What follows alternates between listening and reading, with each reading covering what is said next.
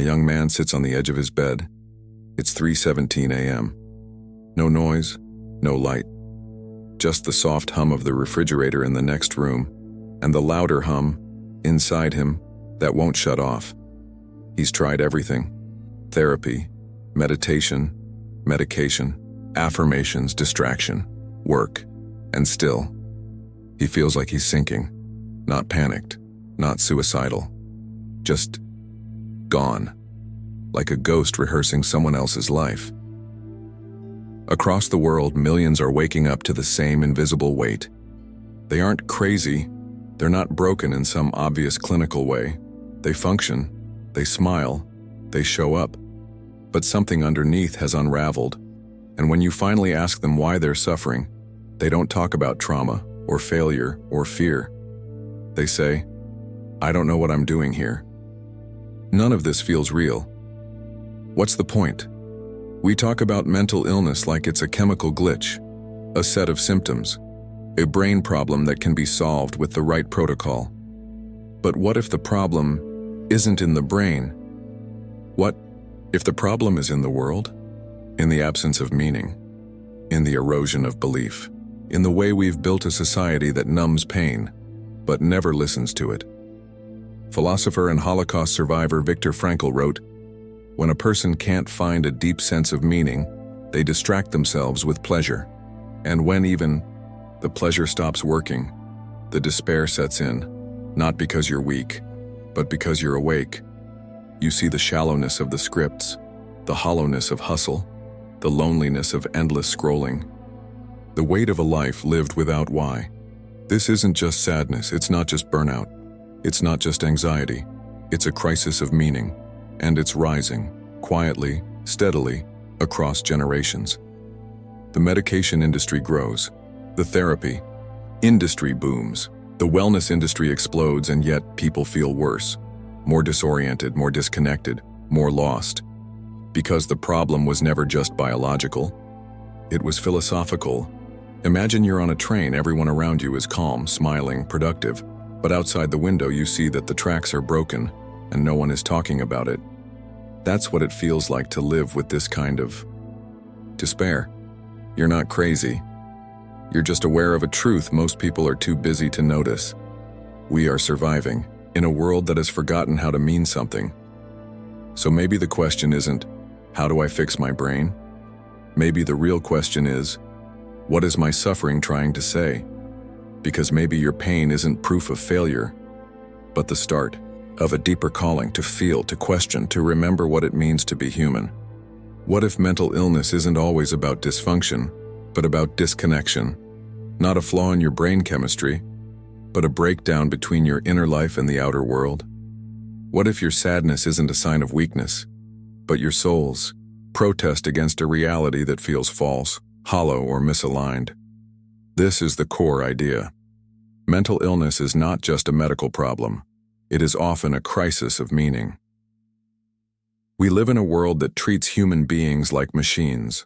If something's wrong, tweak the inputs, add medication, add productivity, add meditation, add a better morning routine. But what if your symptoms aren't trying to be fixed? What if they're trying to speak? What if the anxiety isn't random, but the mind's way of screaming, "This isn't working"? What if the depression isn't just low serotonin, but the soul shutting down in a world that tells you you are only what you produce? What if burnout is not just exhaustion, but existential grief? People aren't just overwhelmed by their thoughts. They're overwhelmed by the void where purpose should be, by a culture that glorifies hustle, treats presence like a luxury, replaces connection with screens, and turns every moment of discomfort into a problem to solve. You're expected to function, but not to question. To survive, but not to seek. This is what makes today's mental health crisis so complicated, because on the surface, many people appear fine. They smile, they perform, they cope. But deep down, they're asking questions they don't know how to say out loud. Why am I doing any of this? Who am I without all this effort? Is there something wrong with me or with everything around me? And here's the truth. You can't medicate your way out of a meaningless life. You can't self-care your way through spiritual starvation. You can't optimize what was never meant to be a machine, because meaning isn't a luxury. It's a necessity. Without it, the soul dries out, the mind fragments, and the body, eventually, breaks.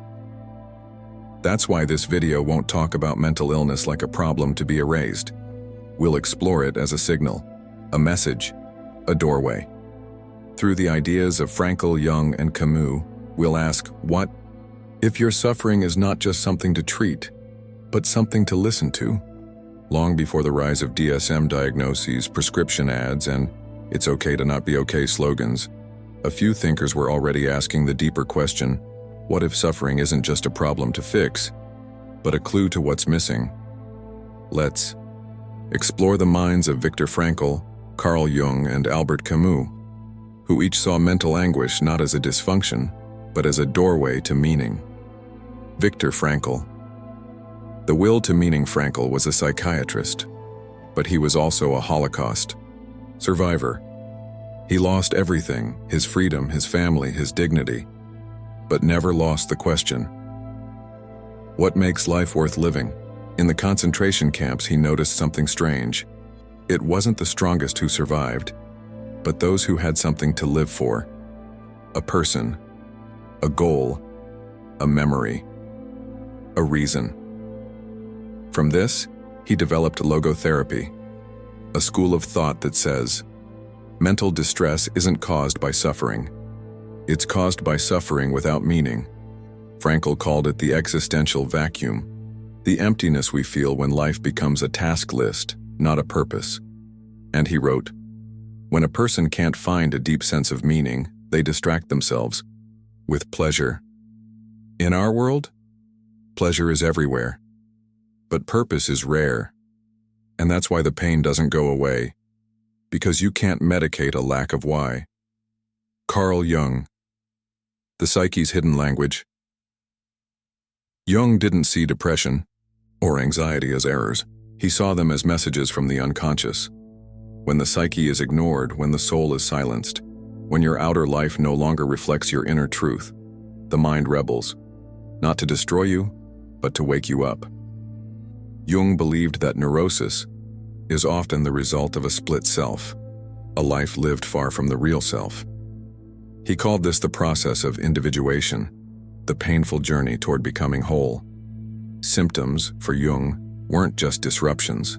They were signals that your life was out of alignment. The shoe that fits one person pinches another. There is no recipe for living that suits all cases. So when we pathologize every symptom, we risk missing the meaning it holds. Albert Camus. The absurd and the rebellion. Camus took a different route.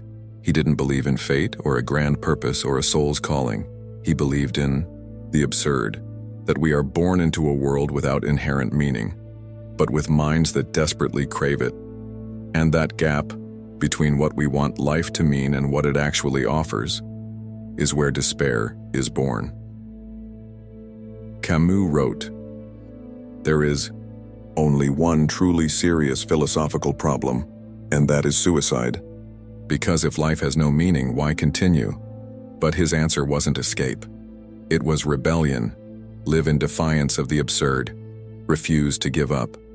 Create meaning where none is given. He believed the very act of choosing to live, without cosmic guarantees, was the most profound human freedom, not because it's easy, but because it's honest. Three thinkers, one truth. Frankl. Suffering needs a why. Jung. Suffering needs integration. Camus. Suffering needs rebellion. None of them dismissed pain. None of them promised peace. But all three believed the pain is not just a problem, it's a signal. It's the psyche's cry for coherence. So maybe you're not mentally ill in the way society defines it. Maybe you're just trying to survive a life that feels disconnected from who you are and what matters. And maybe your symptoms aren't asking for silence. Maybe they're asking for truth. But if this is true, if mental illness is a cry for meaning, why are so many people suffering now? What is it about the modern world that makes emptiness feel inevitable? We are living in an age of paradox. We have more comfort, more convenience, more connection, and yet we are more anxious, more depressed, more disconnected than ever before. Mental illness rates are skyrocketing, especially among young people, especially in wealthier countries, especially where life from the outside looks fine. So what's happening?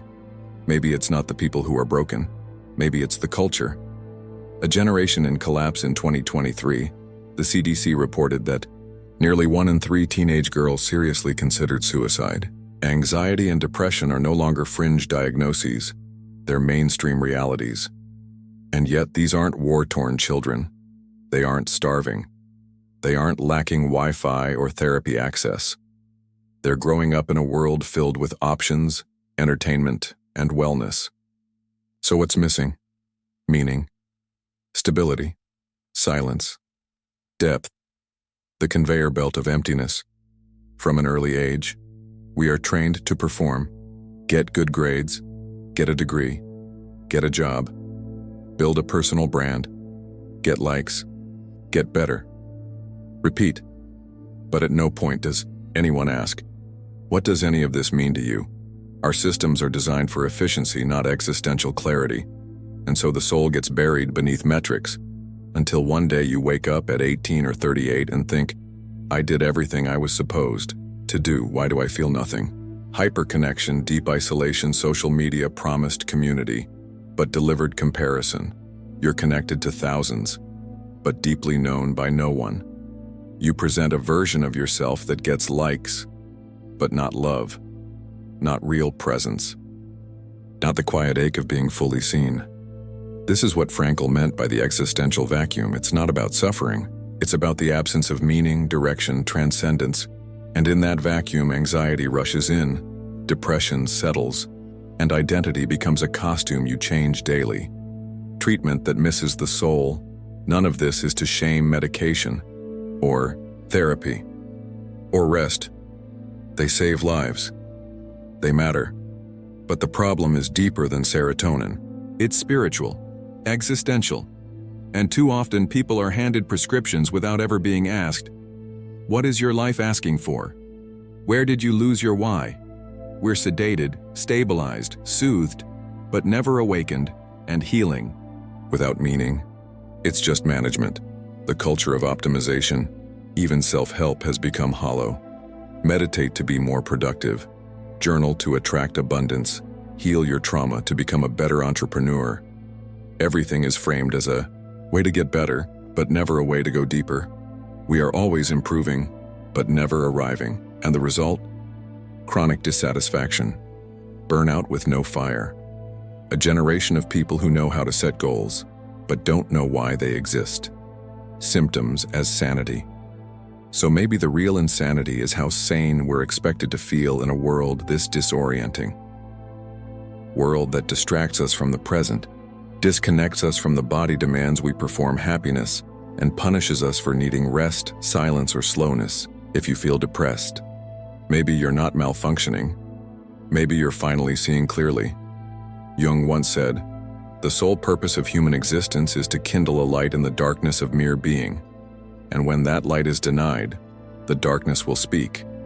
The modern world has excelled at one thing, noise, but meaning doesn't come from noise.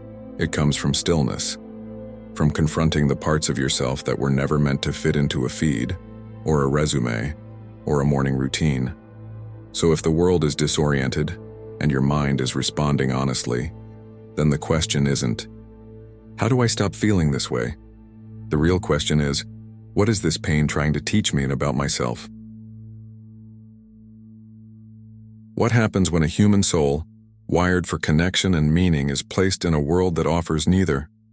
What happens when you are told to succeed, but never told why? When you are flooded with information, but starved of wisdom? When you're constantly surrounded, but feel profoundly unseen? This is not just sadness. It's not just mental illness. It's what Viktor Frankl called the existential vacuum, and what Carl Jung called a psychic split. Meaning as a psychological need. Just as your body needs oxygen, your mind needs meaning, not luxury, not extra, not bonus content. Meaning is a survival need. Without it, purpose dissolves, emotion flattens, desire disappears. And that's when the mind begins to collapse inward. Because if your life has no why, then every how becomes unbearable. The alarm clock becomes a threat. The mirror becomes a stranger. The future becomes a cliff. Fragmented identity. Jung believed that much of what we call mental illness is the result of a split between who we are and who we pretend to be. You create a persona to survive: the achiever, the helper, the rebel, the performer. But behind the persona lives your shadow, your real desires, your grief, your rage, your longing. And the more you ignore it, the more the psyche begins to rebel. Anxiety as unexpressed truth, depression as emotional suffocation, burnout as spiritual fatigue, numbness as self-abandonment. Your symptoms aren't random, they're maps. If you follow them, they lead back to the parts of yourself you were taught to suppress in order to fit in. Symptoms as protection. Let's be clear, your brain didn't betray you. It adapted. Dissociation may have kept you safe from trauma. Numbness may have helped you survive grief. Hyper-independence may have protected you from abandonment. You didn't choose these symptoms because you were broken. You developed them because they worked. For a while. But now, they keep you stuck. They were survival tools, but now they're in the way of healing. The return to wholeness. Jung said, neurosis is always a substitute for legitimate suffering. In other words, we get sick when we avoid the pain we actually need to feel. And what is that pain? The pain of being lost. The pain of growing up in a world that never taught us who we are. The pain of realizing the ladder we've been climbing leads nowhere. And when you finally allow that pain to speak, it doesn't destroy you, it guides you. It begins to say, this version of life isn't working. You're not meant to perform forever. You are more than your productivity. There's a deeper truth waiting. Mental illness as evolutionary signal. What if depression isn't just dysfunction, but your psyche hitting the brakes? What if anxiety isn't just fear, but your system rejecting a life misaligned with your values? What if breakdown isn't the end, but the beginning of reintegration? Freud tried to quiet the mind. Jung tried to listen to it. Frankl tried to give it purpose. Together, they showed us, you don't heal the mind by ignoring it. You heal it by understanding its message. So what does all this mean for our modern moment? Where does this crisis of meaning echo loudest? In our apps, in our work, in our culture? If mental illness is often a crisis of meaning, then our culture, the way we live, work, scroll, and speak, is the perfect storm. We are surrounded by symbols of meaning, but starved of the substance. From wellness influencers to self-help, books from motivational podcasts to therapy memes, we're in constant conversation about healing, but rarely touch the root. What are we healing for?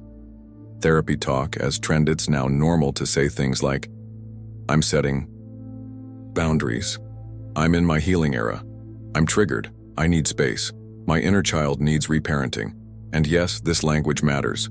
It reflects progress, awareness, sensitivity. But something subtle is happening. Healing has become a brand. Pain has become a performance. We speak like therapists but feel like strangers, even to ourselves. Because healing is more than vocabulary. It's transformation. And transformation doesn't look like curated calm. It looks like falling apart, with purpose.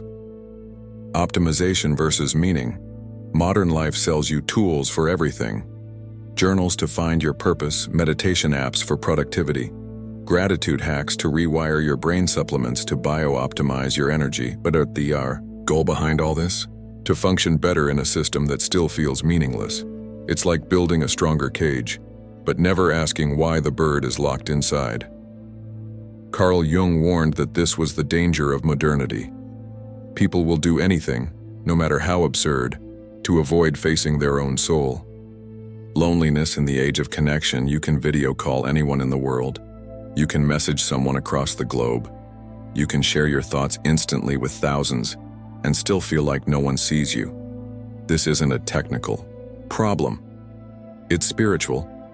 We don't just want connection. We want witnessing. We want someone to look at our pain and not scroll past it. To say, you matter, not because of what you do, but because of who you are. But in a culture where worth is measured by metrics, the soul gets lost in the algorithm. Hustle culture's hidden despair. You're told to push through, to build, to monetize, to level up, but never to ask, what am I building toward? Who am I becoming? What part of me am I abandoning to keep up? We treat overwork as discipline, but it's often just distraction. And when the noise dies down, many are left with a chilling silence. I've done everything right. Why does it still feel wrong? We don't need more hacks. We need more honesty, more stillness, more space for meaning. Because the culture isn't just making us tired, it's making us forget what it means to be whole. So what now? What do you do when the world treats pain like a glitch, but your soul is asking you to listen deeper? So let's return to where we started. A person sits alone, not because they're weak, not because they're broken, but because they're feeling something this world rarely makes space for. A pain that doesn't fit into a symptom checklist. A sadness that isn't about failure, but about meaning.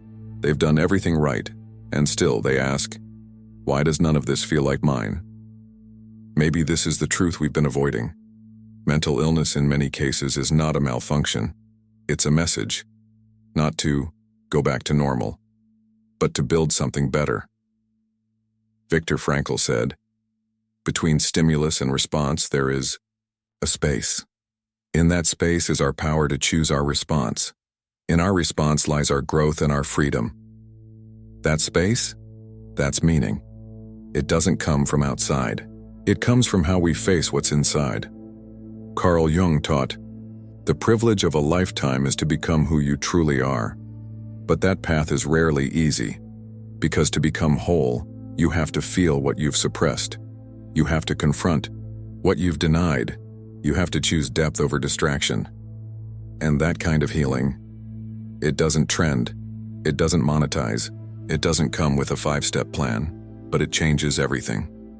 Albert Camus wrote, in the depth of winter, I finally learned that within me there lay an invincible summer, not because he found a perfect answer, but because he chose to live, even when life refused to explain itself.